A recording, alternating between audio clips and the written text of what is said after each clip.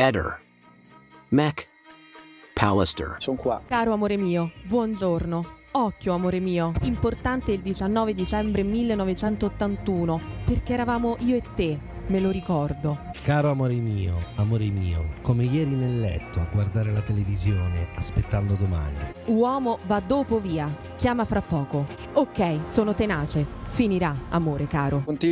Io continuo a pensare che sia tutta una cosa così. Cioè, mi sembra di essere alla quinta elementare che mandano questi messaggi un po' criptati, con i numeri, con questo. Ma in realtà questo dimostra una cosa, che Liliana e Sterpin avevano sì questo tipo di rapporto, ma questo ce l'ho anch'io con le mie amiche e i miei amici, che ci diciamo delle cose così carine, no? Sebastiano, è impensabile che questi siano messaggi scambiati tra semplici amici. Ma cosa vuol dire questo? Ma cosa vuol dire questo? Che significato? Ma dai, in fondo Claudio è pure bello. Se mi lasci parlare, d'accordo. Prego. Io dico, intanto, nella telefonata del giorno 13 di 16 minuti, lì dimostra quanto qualcosa tra di loro di brutto è successo, perché Liliana fa 54 metri col suo contapassi e 48 centimetri, cioè significava che Liliana girava per la casa. Qui abbiamo un super testimone che è Liliana Vesinovic, che attraverso la messaggistica ci dice che c'era un rapporto stabile, che era fatto di attenzioni, di premure, addirittura dice complici. Questa è una vostra opinione, Allora Sebastiano, questo è quello che diceva Liliana e in realtà è lei che ci deve ancora dimostrare che il vostro matrimonio cosa dimostra? Scusa, era un matrimonio stabile, perché la procura dice altro.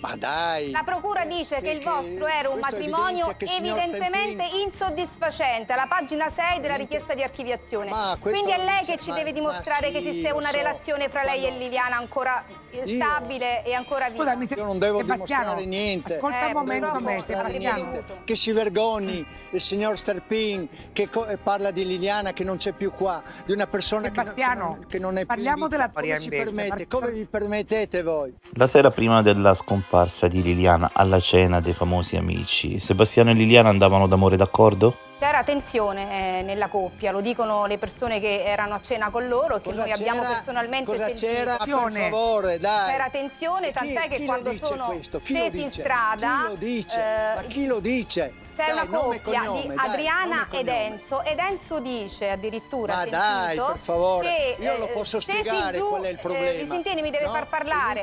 Scesi giù i due, che testimonianze, per favore. Scesi giù, Sebastiano, scesi giù i due, continuavano a discutere, addirittura dice un Scusami un attimo. Dice un particolare, Enzo, dice che mentre lui attraversava la strada, loro continuavano a discutere, non so di cosa, ma discutevano. Quindi qualcosa la sera prima è successa nella coppia. Secondo te loro erano pronti a una fuga? Assolutamente sì. Scusami, ascoltami. Qual è la cosa importante adesso? Avere i risultati di quello che sono le indagini che sono fatte. Dopo ne potremo parlare fino a che ne vuoi, capisci? Io posso dimostrare di tutto, anche di questa cosa qua. Ma Sebastiano, questo fa parte delle indagini, perché noi l'abbiamo consegnato in procura tutto questo, cioè alla procura adesso ce l'ha. L'avete consegnato. Ci dispiace soltanto che la procura... Bene, io non ti rispondo a te. Torniamo a Sebastiano.